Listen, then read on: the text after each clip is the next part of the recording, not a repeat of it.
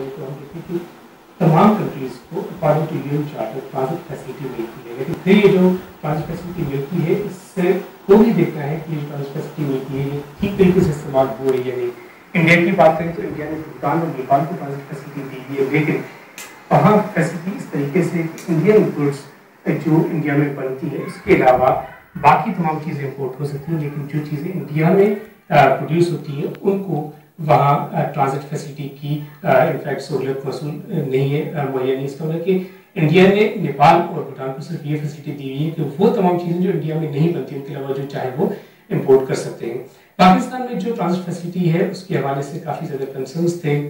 ये कहा जा रहा था कि वाघा बॉर्डर के जरिए इंडिया को ये फैसिलिटी ना दी जाए, और फिर हमने ये देखा कि इंडिया ने एक बड़ी इन्वेस्टमेंट की अफगानिस्तान में। अफगानिस्तान के निमरोज प्रोविंस को हमने देखा कि वहाँ से एक सड़क तकरीबन 220 किलोमीटर की सड़क चाबहार एक पोर्ट है ईरान की, वहाँ उसको कनेक्ट कर दिया गया ताकि इंडिया को एक ऑल्टरनेट रूट मिले। लेकिन फिर ये कहा जा रहा है कि वो रूट शायद इतना ज़्यादा फिजिबल नहीं होगा, कॉस्ट इफेक्टिव नहीं होगा। इन तमाम चीज़ों पर बात करेंगे और खासतौर पर ये जानेंगे कि रिसेंटली जो अफगान ट्रांजिट ट्रेड का अग्रीमेंट साइन हुआ बिटवीन पाकिस्तान एंड अफगानिस्तान, वो किस हद तक हमारी लोकल इंडस्ट्री के लिए, हमारी इकोनॉमी के लिए बेहतर साबित होगा। लेकिन पहले कुछ फैक्ट्स और फिगर्स पे नजर डालते हैं। अगर हम देखें तो अफगानिस्तान ने तकरीबन 18% कस्टम ड्यूटी इंपोज की है पाकिस्तानी गुड्स पर, लेकिन इंडियन गुड्स को हमेशा जीरो रेट ड्यूटी होती है। इसका मतलब कि इंडियन गुड्स जो है वो बड़ी चीप प्राइसेस पे अवेलेबल होती है अफगान को, वेयरएज पाकिस्तानी गुड्स तकरीबन 18% ड्यूटी के साथ वहाँ पहुंची, जो काफ़ी महंगी है। फिर ये भी कहा जाता है कि एक अंदाजे के मुताबिक, एक सोच के मुताबिक ये कहा जा रहा है कि तकरीबन 5 बिलियन अमेरिकन डॉलर्स तक की गुड्स पाकिस्तान में स्मगल होती हैं, जिसकी वजह से पाकिस्तान को नुकसान हो रहा है। इन तमाम इश्यूज पे बात करेंगे, लेकिन पहले आपसे तारीफ करा दूं अपने आज के मेहमान ग्रामी का। आज हमारे साथ स्टूडियोज में तशरीफ फरमा है इंजीनियर एम ए जवाद साहब। आप एक मारूफ सनतकार हैं। जवाद साहब, आपको वेलकम करते हैं।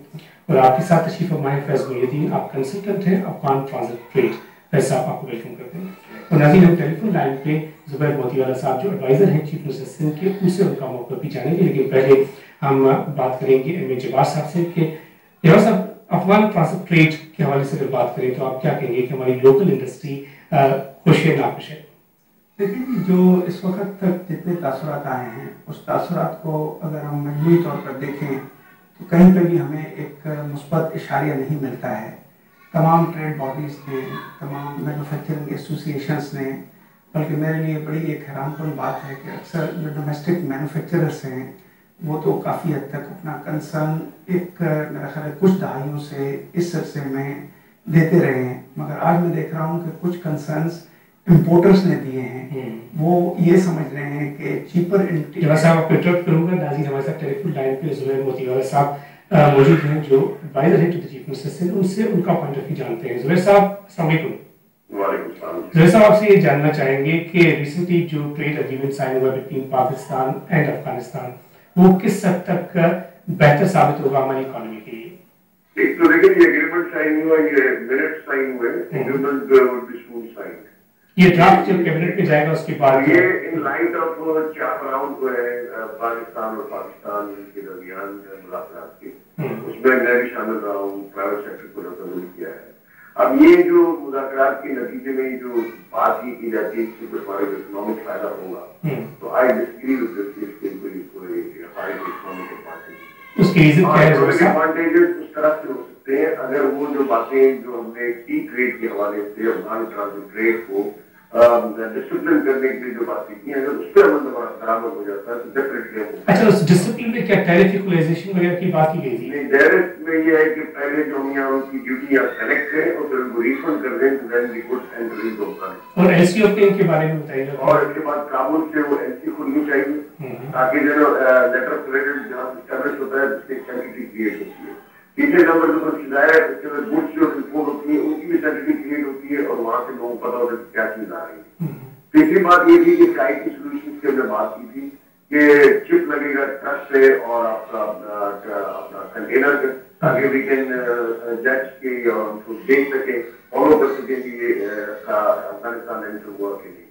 अगर इन तमाम बातों से और फिर पेनल क्लॉज हमने सजेस्ट किए हुए थे कि अगर quantities of the goods being imported into Afghanistan को डिटरमिन करेंगे और वो आइटम्स जो कि अफगानिस्तान में कंज्यूम होती है उन्हीं को इंपोर्ट करेंगे। अच्छा, उसमें एक तो ब्लैक टी है, दूसरा एडिबल ऑयल भी काफी ज्यादा तादाद में 5 आइटमें हमने तो बाकायदा दोनों प्राइवेट सेक्टर में इसको डिटरमिन किया और मंजूर किया, यानी जिसमें ब्लैक टी है, ड्राई मिल्क है, टायर्स है, इलेक्ट्रॉनिक आइटम्स है और सिंथेटिक फैब्रिक है। ये 5 आइटम्स जो है फर्स्ट स्टेज जो टोटल 20 आइटमें थी, हम उसको मॉनिटर करेंगे, उसको हम देखेंगे कि वहाँ की कंजम्पशन के साथ। अच्छा, लास्ट क्वेश्चन आपसे जानना चाहूँगा साहब, अगर जैसे कि कहा जा रहा है कि स्मगल होती हैं चीजें बैक इनटू पाकिस्तान, अगर बैक इनटू पाकिस्तान चीजें स्मगल हो रही तो पाकिस्तान को तकरीबन कितने बिलियन अमेरिकन डॉलर्स तक के लॉसेस हो रहे हैं, या फिर जो रेवेन्यू कलेक्शन है? देखिए, आपको मैं मोटी बात बताऊं कि पिछले साल कोई 10,000 के करीब कंटेनर पाकिस्तान में सर्विस दी है, जो 3,500 जो कंटेनर थे वो नाटो के थे, वो 6,500 कंटेनर जो है वो कमर्शियल वैल्यू के थे। वो क्या समझते हैं इसमें जो 60% कंटेनर जो है वो वापस आ जाते हैं पाकिस्तान में। अगर पाकिस्तान का जैसे कस्टम के जो रेवेन्यू है उसको अगर आप लॉस देखें तो it is an variant of rupees जो कि हम उसको बचा सकते हैं और अपनी जो हमारे जो टैक्स कलेक्शन के टारगेट है उनको मीट कर सकते हैं। जुबैर मुतीला साहब, बहुत शुक्रिया आपके कमेंट्स का। जवाब साहब, जुबैर साहब ये कहते हैं कि that's not really good for economy, secondly हम काफ़ी ज़्यादा रेवेन्यू का लॉस कर रहे हैं, दूसरा जो स्मगल चीज़ें हो रही है उसकी वजह से पाकिस्तान को काफ़ी ज़्यादा नुकसान हो रहा है, और तीसरा है कि हमेशा जब अगर ट्रांसपोर्ट फैसिलिटी देते भी तो हमेशा ये देखना चाहिए कि वो चीज़ें जो यहाँ से या अफगानिस्तान को एक्सपोर्ट की जाती है थ्रू इंडिया वो वहाँ कंज्यूम होती भी है कि नहीं। लेकिन ये बहुत बड़ा आलमिया है कि जमहूरी हुकूमत है, हम थोड़ी देर के लिए कहें कि Zubair is a very responsible person, एक ट्रेड बॉडीज़ के साथ भी मुंसलिक रहे हैं और इस वक्त एडवाइजर टू CM हैं। अगर वो मुतमईन नहीं नजर आते हैं और उसमें एक एडेड जो नामुतमईनियाँ जिसको हम कहेंगे कि गैर मुतमईनी जो नज़र है आ रही है वो ये है कि he was part of the whole process. तकरीबन 7 राउंड में रहे हैं, मगर अगर उस वक्त प्राइवेट सेक्टर के रिप्रेजेंटेटिव की हैसियत से if they have not scored well तो हम उसको इस तरीके से कह सकते हैं या तो they did not do much of the home exercise to really take advantage कि वो एक नॉलेज बेस्ड कन्फ्रंटेशन में जीत रहे हैं किन से ब्यूरोक्रेट से। तो मैं ये कहूँगा कि ये प्राइवेट सेक्टर की एक हार है, क्योंकि काफ़ी लोग ये कहते हैं कि प्राइवेट सेक्टर को ऑन बोर्ड नहीं लिया गया था। मेरा ख्याल मैं इस बात की नफी करता हूँ। Private sector was on board, private sector was visiting Kabul, private sector was with them in Islamabad, private sector उन सारे सेगमेंट्स में जिसमें इन्होंने कंसर्न्स की बात की कि वो कंसर्न्स अभी भी एग्जिस्ट करते हैं, वो सब चीज़ों के ऊपर बात हुई। इसका मतलब है कि private sector has failed to really cast upon their knowledge based provisions over the government. अब थोड़ी देर के लिए हम वापस आते हैं कि ये क्या मिनट्स हैं जो एग्रीमेंट बनने जा रहे हैं। थोड़ी देर के लिए अगर आप भी, मेरा ख्याल है कि आपको भी क्यूरियोसिटी होगी, मैं पहले दिन से ये चीज़ें तलाश कर रहा हूँ कि आखिर ये मिनट्स क्या हैं जो एक एग्रीमेंट में कन्वर्ट होंगे, क्योंकि अभी एक प्रोसेस है जिसमें आगे जाएंगे। तो उस पे ये कहा जा रहा है तकरीबन 1 हफ्ता लगेगा कैबिनेट से। हाँ, मेरा ख्याल है कि जमहूरी हुकूमत के लिए बहुत ज़रूरी है कि इसको इस मिनट्स को उसी वक्त जो है वो वेबसाइट पे डाल देती कि इतनी सारी जो चीज़ें इस वक्त बहस में आ रही हैं जिसके ऊपर डिबेट्स चल रहे हैं, may B I would say कि some of them are gossips also. काफ़ी रिएक्शंस मैं देखता हूँ, पॉलिटिकल रिएक्शंस हैं कि ये अच्छा नहीं है। अगर अच्छा नहीं है, जैसे आपने 2 चीज़ें दिखाई, मेरा ख्याल है कि इसको आप कंट्रीब्यूट करें आप टुवर्ड सलमान शाह। ये बातें डॉक्टर सलमान शाह ने कही हैं, तो कम से कम इस किस्म की एक रिसर्च ओरिएंटेड बेस्ड अगर हम कोई बात करते हैं तो उसमें ये बात ठीक है। मगर जिसकी तरफ मैं बहुत क्विकली आऊँगा, क्योंकि आपके पास दौरानियाँ भी कम है, वो ये है कि पाकिस्तान में एग्जिस्टिंग जो अफगान कार्गो है वो अक्सर पाकिस्तान में आकर बिक रहा है। उस सारे सिचुएशन को उसी कार्गो पे फैसला को कमेंट जो 10,000 कंटेनर लास्ट ईयर का आया है और उसमें से तकरीबन 6,500 अफगानिस्तान के लिए डेस्टिन थे, 3,500 तो रेट हो गए थे। तो वो जो 6,500 कंटेनर्स आए थे उस पर क्या समझते हैं कि तमाम का तमाम जो काम है वो अफगानिस्तान गया या वाकई वो पाकिस्तान से पकड़ हो गया, उसकी वजह से पाकिस्तान के जो मैन्युफैक्चरर्स हैं, जो हमारे इंपोर्टर्स हैं, उनको काफ़ी ज़्यादा कंसर्न्स हैं। देखिए, अभी जो जैसा कि जुबैर साहब ने बताया, बहुत सारी चीज़ें जो लाइक इलेक्ट्रॉनिक्स हैं, लाइक टायर्स हैं, almost 80% of this volume comes back from Afghanistan Pakistan. वो एक दफ़ा जाता ज़रूर है बॉर्डर की हद तक, लेकिन बॉर्डर से ही वो दोबारा वापस पाकिस्तान में आ जाता है। उसका सोल्यूशन, जैसे जुबैर मुतीला साहब ने कहा कि काफ़ी उन्होंने जो ना उसको इलेबरेटली एक्सप्लेन किया है गवर्नमेंट को। क्या अगर टैरिफ इक्वलाइजेशन हो, जैसे कि पाकिस्तान की गुड्स पे 18% चार्ज किया जाए, लेकिन पाकिस्तान की वो गुड्स भी जो through Afghanistan central Asian country जाती है उस पर भी 10% ड्यूटी चार्ज की जा रही है। अगर ये ड्यूटी इक्वलाइज हो जाए पाकिस्तान और इंडियन गुड्स की, तो फिर ये मसला आप समझते हैं किसी हद तक हल हो जाएगा? देखिए, अगर हम ड्यूटी इक्वलाइज करते हैं तो डेफिनेटली ये काफ़ी कंट्रोल करेगा, और एट द सेम टाइम हमें वॉल्यूम बेस्ड एग्रीमेंट्स करने चाहिए उन चीज़ों को जिनकी वहाँ पे कंजम्पशन ही नहीं है, उनको हमें ट्रांजिट एग्रीमेंट से निकाल देना चाहिए। जो चीज़ें उनकी लाइक टायर्स हैं, लाइक इलेक्ट्रॉनिक्स हैं, वहाँ पे इतनी कंजम्पशन ही नहीं है जितनी वो आ जाती है और वापस पाकिस्तान में आती हैं। तो टैरिफ इक्वलाइजेशन के साथ मैं समझता हूँ कि उसके साथ साथ उसको हमें वॉल्यूम बेस्ड एग्रीमेंट्स भी होने चाहिए। अच्छा, और जो ज़ुबैर मुतीरा साहब ने एलसी ओपनिंग की कही through the Afghan banks, LCs open होनी चाहिए by Afghan importers within the premises और within the limits of Afghan government Afghanistan, तो आप समझते हैं कि उससे फिर किसी हद तक बेहतरी आएगी? डेफिनेटली वो भी एक टूल होगा इसी चीज को, स्मगलिंग को रोकने के लिए हमें मल्टी डायमेंशनल काम करना है। सब अगर हम इंडिया को देखें, जैसे मैं इंट्रो में कहा कि इंडिया ने भी फैसिलिटी दी हुई है, नेपाल भी एक लैंडलॉक कंट्री है, भूटान भी एक लैंडलॉक कंट्री है, जैसे यूरोप में भी है, बोलिविया वगैरह है, चेक रिपब्लिक है। इंडिया ने जो फैसिलिटी दी हुई है वो नेपाल को और भूटान को उस एग्रीमेंट में ये क्लियर कर दिया गया है कि वो चीज़ें जो इंडिया में मैन्युफैक्चर होंगी वो आप इम्पोर्ट नहीं कर सकते, बाकी कर सकते हैं। इससे क्या हो रहा है कि इंडिया की जो मैन्युफैक्चरिंग कंसर्न है, मैन्युफैक्चरिंग जो लोग करते हैं वो हर्ट नहीं हो रहे। आप समझते हैं कि अगर पाकिस्तान भी इस तरह की कोई कंडीशन लगा दे तो बेहतर रहेगा? तो नेपाल जो है उसकी टोटल इकोनॉमी जो है that is based on tourism. तो नेपाल के पास ऐसे कोई एडेड एडवांटेज नहीं है, बल्कि उस एडेड एडवांटेज को डेवलप होने से रोकने के लिए भी इंडिया ने जो है नेपलीज ओरिजिन की जो है इम्पोर्ट अलाउ की हुई है। तो Indians are playing very smart, मगर मेरा ख्याल है कि हम थोड़ा सा इन चीज़ों को एक ग्लोबलाइजेशन के तनाजुर में देखें। मैं आपके सामने एक सवाल रखता हूँ कि अगर तीनों कंट्रीज में जिस तरीके से ग्लोबलाइजेशन मूव कर रही है, अगर टैरिफ वाल्व्स गिर जाएं तो मुझे बताएं कि शिकायत तो किसी को नहीं रहेगी, क्योंकि उस वक्त क्या है कि everybody is trading level playing field पे। सिर्फ everybody is playing at unfair level playing field. वो क्या होगी कि आपकी अपनी इंटरनल वीकनेसेस की वजह से कॉस्ट ऑफ मैन्युफैक्चरिंग आपकी बढ़ी रहेगी, आप अनकम्पिटिटिव रहेंगे प्राइसेस की वजह से। कॉस्ट एग्रीमेंट साइन हो जाए between Pakistan, Afghanistan and India, तो इन तीनों मुल्कों में मैं तो समझता हूँ कि सबसे ज्यादा जो बेनिफिट होगा वो इंडिया को होगा। पाकिस्तान में इतनी मैन्युफैक्चरिंग आप समझते हैं कि हो रही है कि पाकिस्तान की और फिर इंडिया की जो ट्रेड है वो बैलेंस रहेगी? ऐसा भी बैलेंस नहीं है। लेकिन जो भी एफटीए होता है उस एफटीए में आप देखें जो क्रॉस बॉर्डर मूवमेंट्स होती है उसके आगे टैरिफ वाल्व्स गिर जाती हैं। अब जब आपकी टैरिफ वाल्व्स गिर जाएं, इक्वली हम ये कहें कि हम इक्वल फुटिंग पे सब रहते हैं, तो आपकी मैन्युफैक्चरिंग मर्चेंडाइज की क्रॉस बॉर्डरिंग तब हो सकती है या आपके पास कोई एक कंपैरेटिव एडवांटेज हो, जैसा Pakistan is equally having a comparative advantage of cotton as is India. अब उस मैन्युफैक्चर्ड मर्चेंडाइज को रॉ मटेरियल से जब आप कन्वर्ट करते हैं तो that shows your internal policies strength, that shows कि आपकी अपनी इंटरनली क्या स्ट्रेंथ है।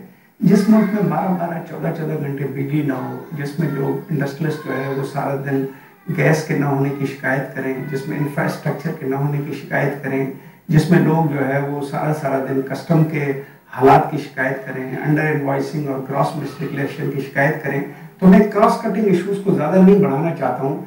मेरे अपने ख्याल में कि हम जिन चीज़ों से डरते हैं वो ज़्यादातर है हमारी अपनी internal weaknesses which is a cost. मगर एक सबसे बड़ा नुकसान जो मैं देखा हूँ वो ये हो रहा है कि सर्विसेज का ट्रांसफ़र हो रहा है। मीन्स पहले आप देखेंगे हमारे ट्रांसपोर्टर्स जो है ये काम कर रहे थे, अब इसके हवाले से जो कुछ इन्होंने एक साइंटिफिक अल्फाजात यूज़ किए हैं कि ये स्टैंडर्डाइज स्पेशलाइज्ड कंटेनर्स होंगे, ट्रकिंग होगी, उसमें जो कहा जाए कि जो ट्रक्स की होंगी, जो कंटेनर्स की होंगी वो इंटरनेशनल स्टैंडर्ड्स के होंगे, और फिर चेक एंड बैलेंस की भी बात हो रही है, ट्रैकिंग डिवाइसेस की भी बात हो रही है। इससे स्मगलिंग को किस हद तक कंट्रोल किया जा सकता है? स्मगलिंग इससे किसी हद तक कंट्रोल हो सकती है इन द सेंस कि आपका पूरा, but at the same time हमें देखना है कि सिस्टम कैसे काम करेगा। यानी आपने डिवाइसेस लगा दिए, आपने सब कुछ कर दिया, but Google control, Google monitor, और वो कैसे आगे चलेगा? एक तो इसका ये इम्पैक्ट है। नहीं, वो तो एंट्री पॉइंट्स के लिए कह रही है कि एंट्री पॉइंट्स पे चेक पॉइंट्स होंगे, लेकिन फिर साथ में ये भी कि जो पेरिशेबल आइटम्स है वो तो ओपन ट्रक्स में होंगे। लेकिन पेरिशेबल ओपन होंगी, उसके साथ जो बल्क कार्गो है, जो ओवर लेंथ कार्गो है वो भी ओपन में होगा, और एट द सेम टाइम हमारी जो लोकल इंडस्ट्री है इसमें ज़्यादा जो रोल प्ले कर रहा है वो तो अफगानिस्तान के ट्रांसपोर्टर्स कर रहे हैं। लोकल इंडस्ट्री और लोकल इंडस्ट्री जो ट्रांसपोर्टेशन इंडस्ट्री है उसको तो बिल्कुल आपने कॉर्नर कर दिया। अच्छा, इसी पे अफगान ट्रांसपोर्टर्स की बात की फैज साहब ने कि अभी जो रिसेंट एग्रीमेंट आया उसमें यह भी है कि Afghanistan will be allowed to export its products to India through Wagah border, और उस पर यह हुआ कि अफगान जो ट्रक्स हैं वो आएंगे पाकिस्तान, और फिर पाकिस्तान से वो they will travel through Peshawar, फिर कराची आएंगे, फिर कराची से वो इनफैक्ट कार्गो लेकर दोबारा थ्रू टखाम बॉर्डर या फिर चबल के जरिए अफगानिस्तान में जाएंगे। तो इससे जो फायदा है वो तो जैसे फैज साहब ने कहा कि तो अफगान जो ट्रांसपोर्टर्स है उन्हीं को होगा जो पाकिस्तान की जगह। मैंने पहले भी ये बात कही कि एक जो पैराडाइम शिफ्ट जिसको मैं कहूँगा कि हमारे डिसएडवांटेज में वो ये है कि हमने पूरा का पूरा ट्रांसपोर्ट का सर्विस सेक्टर जो है वो ऑफिशियली हमने हवाले कर दिया दूसरों के। अच्छा, एक एग्जाम्पल फिर ये भी है कि रिसेंटली मैंने देखा कि 2 रेलवे प्रोजेक्ट्स की भी बात हुई और ये कहा गया कि जी एक जो प्रोजेक्ट है वो थ्रू टोखाम बॉर्डर, टोखाम और जलालाबाद के दरमियान होगा, दूसरा जो है वो चवन और जो उनका सदर्न रीजन है कंधार उसके दरमियान होगा। तो ये जो 2 प्रोजेक्ट्स हैं, आप समझते हैं कि इससे पाकिस्तान की रेलवे सेक्टर को किसी हद तक स्ट्रेंथ मिलेगी? देखिए, जहाँ तक आप अगर वायबिलिटी की बात करें तो यस दे वुड। जिस मुल्क में 6 ट्रेनें जो है बंद होने की बातें हो रही हैं, जहाँ पे रेलवेज जो है वो has become almost bankrupt you see institute, जहाँ पे 23 अरब रुपए के लॉसेस की मेरा ख्याल है सुबह शाम आप भी पढ़ रहे हैं, तो वहाँ पे मुझे ये बताएं कि हम जब एक बैकअप पूरे सिस्टम में अपनी एग्जिस्टिंग रेलवे जो हमारी 47 से अंग्रेज हमें देकर गए थे उसको हम अभी तक न संभाल सके हैं, न मेंटेन कर सके हैं, न उसको बढ़ा सके हैं, न उसको चला रहे हैं, तो हम क्या बातें कर रहे हैं? ये जो एग्रीमेंट अभी रिसेंटली साइन होने जा रहा है जिसका ड्राफ्ट हमने देखा है, मिनट्स जो है वो रिकॉर्ड हुए और जाहिर कैबिनेट पे जाएगा तो उसके बाद एग्रीमेंट बनेगा। लेकिन आपसे ये जानना चाहूँगा कि आप क्या समझते हैं कि इस एग्रीमेंट के बाद और इस एग्रीमेंट से पहले मैंने देखा कि पिछले साल को देखिए 2009 के शुरू से काफ़ी मीटिंग्स हुई और फिर अमेरिकन इन्वॉल्वमेंट भी रही इसमें। अभी जब हिलेरी क्लिंटन पाकिस्तान आई तो उन्हीं की मौजूदगी में ये एग्रीमेंट साइन हुआ। आप क्या समझते हैं कि थर्ड कंट्री इन्वॉल्वमेंट भी इसमें हो सकती है एज फार एज अमेरिकन से कंसर्न, या सिर्फ अमेरिकन को अपने बेनिफिट्स हैं कि जो नेटो के लिए ट्रक्स आते हैं उनको एक किस्म की एक्सेस मिलेगी थ्रू पाकिस्तान? मैं तो ये समझता हूँ कि इसमें may be 3rd 4th 5th country तक इन्वॉल्वमेंट है, बिकॉज सिर्फ ये नेटो की एक्सेस की प्रॉब्लम नहीं है। नेटो की एक्सेस ऑलरेडी पाकिस्तान ने बड़े अच्छे और बड़े स्मूथ अंदाज में दी हुई है, वो बड़े स्मूथली डिलीवर हो रही है। So it has to do nothing with this agreement because it is doing at its optimal level. अभी जो ये हुआ है एग्रीमेंट है इसमें इंटरेस्ट, इंडियन इंटरेस्ट बहुत बड़ा इन्वॉल्व है। मैं जब इस एग्रीमेंट को इन डिटेल देखता हूँ तो बड़ी मुझे हैरानगी होती है। हैरानगी इस बात पे होती है कि देखिए वो तो हमने हिस्सा पूरा स्पेसिफाई कर दिया कि कैसे एक अफगान ट्रक इंडिया तक जाएगा, कैसे वो वाघा से इंडियन गुड्स को लेके जाएगा, कैसे जो है वो इंडियन कार्गो वाघा तक आएगा, सारा हमने स्पेसिफाई कर दिया। लेकिन इसमें जो छोटा सा पाकिस्तान के इंटरेस्ट की चीज थी वो बिल्कुल ब्लैंक है। अच्छा, पाकिस्तान के इंटरेस्ट की बात की आपने, जब सब पाकिस्तान और अफगानिस्तान के दरमियान अगर ट्रेड की बात करें तो पाकिस्तान ने जो लास्ट फाइनेंशियल ईयर में एक्सपोर्ट किया अफगानिस्तान को, Afghanistan was the 3rd largest destination for exports, तकरीबन 1.5 बिलियन अमेरिकन डॉलर्स की एक्सपोर्ट्स की। ये भी कहा जा रहा है कि पोटेंशियल काफी ज्यादा है, बाय 2015 हम 5 बिलियन अमेरिकन डॉलर तक की एक्सपोर्ट कर सकते हैं अफगानिस्तान को। कौन कौन सी ऐसी प्रोडक्ट्स आपके ख्याल में हैं जो अगर पाकिस्तान में मैन्युफैक्चर हो, अगर यहाँ पे कॉस्ट ऑफ डूइंग बिजनेस को कम कर दिया जाए तो अफगानिस्तान एक बड़ी मार्केट हो सकता है पाकिस्तान के लिए? देखिए, ट्रेडिशनली अफगानिस्तान जो है वो हमारे लिए ऑफिशियली और अनऑफिशियली हमेशा से एक अच्छी मार्केट रही है। बल्कि अगर आप ये करें कि एक लीगल एक्सपोर्ट्स या एक लीगल इंपोर्ट्स, उस दोनों जहतों में अफगानिस्तान के साथ हमारे, बल्कि मैं तो ये कहूँगा कि समटाइम्स अगर कोई इकोनॉमिस्ट ये कह रहा था कि अफगानिस्तान हमारा 5वां प्रोविंस है और हमें अपनी मैन्युफैक्चरिंग और हमें अपनी सारी जो इस्तेदाद है उसमें अफगानिस्तान की कंजम्पशन को भी जहन में रखना चाहिए। जब भी आप देखें एक प्राइस वेरिएशन आती है किसी भी आइटम में जो यहाँ पे सस्ता होता है, किस वजह से कि गवर्नमेंट जब सब्सिडीज देती है तो वो चीज़ें अफगानिस्तान जाना शुरू होती हैं और यहाँ पे शॉर्टेज रहती हैं। तो कभी कभी मुझे ऐसा लगता है कि ये इमेजिनेशन जो है कुछ रियलिटीज़ की तरफ भी इशारा करती है जो शायद मुमकिन ना हो, मगर very quickly coming to the interest of Pakistan. देखिए, इंटरेस्ट ऑफ पाकिस्तान है in dispensation of the proper work by law enforcement agencies.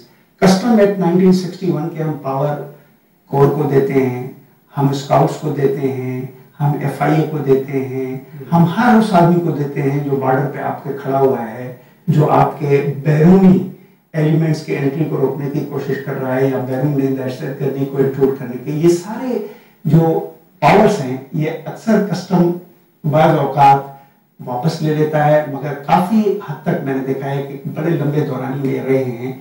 अगर हम अपनी डिस्पेंसेशन और हम अपनी एनफोर्समेंट जो है उसको अगर मजबूत न रखेंगे तो मेरे अपने ख्याल में कि अभी तक जो हमने एक सहूलतें रखी थी जिसको मैं ऑफिशियल अनऑफिशियली कहूँगा, जो एक कॉस्ट कंप्लायंस बेस्ड थी, उसमें करप्शन का एलिमेंट तो ब्रीड हुआ, मगर जब हम इसको एक फॉर्मलाइज करने जा रहे हैं तो मुझे अप्रीहेंशन है कि हम वापस उसी जगह पे खड़े होंगे और मजीद इसके ये बात होती है कि अफगानिस्तान की अहमियत से इनकार नहीं है, फिर सब अफगानिस्तान की अहमियत से इनकार नहीं है, इसलिए कि पाकिस्तान अगर सेंट्रल एशियन कंट्रीज तक एक्सेस चाहता है तो अफगानिस्तान के थ्रू ही हो सकती है, और अफगानिस्तान काफी ज्यादा रोल प्ले कर सकता है इन टर्म्स ऑफ पाकिस्तान की जो एक्सपोर्ट्स है उनको बढ़ाने के लिए।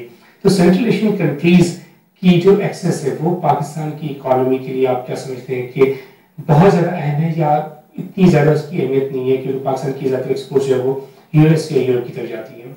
देखिए, जब मैं पाकिस्तान इंटरेस्ट की बात कर रहा हूँ तो उसमें ये बहुत ज्यादा अहम है, हमारी उस मंडियों तक रसाई, हमारे एक्सपोर्टर्स की और चीजों की वहां तक रसाई बहुत ज्यादा अहम है। और इसी चीज की तरफ मैं इशारा कर रहा था जो पिछले मैंने आपको बात कही कि पाकिस्तान इंटरेस्ट की बात करते हैं तो इंडियन साइड पे तो हमने हर चीज को क्लैरिफाई कर दिया, लेकिन जब हम सेंट्रल एशिया एक्सेस की पाकिस्तान की बात करते हैं तो उसमें नहीं हमें पता चलता कि क्या हमारे ट्रक कहाँ तक जाएंगे, अफगानिस्तान किस तरह उसको इंटाइटल करेगा, क्या ड्यूटी उस पर लगाएगा, कैसे उसका रूट होगा। इसके लिए ये भी कहा जा रहा है अनऑफिशियली, कुछ सोर्सेस से मुझे पता चला कि जब भी कोई एक ट्रक पाकिस्तान से अफगानिस्तान में एंटर होता है तो उस पर कोई $400 तक चार्ज किया जाता है।